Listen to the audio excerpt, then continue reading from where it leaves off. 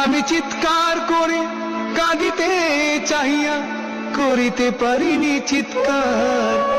আমি চিৎকার করে কাঁদিতে চাহিয়া করিতে পারিনি চিৎকার।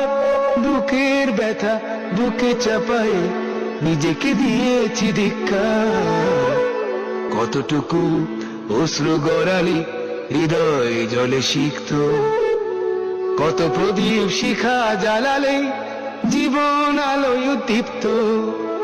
কত ব্যথা বুকে চাপালে তাকে বলি আমি ধৈর্য।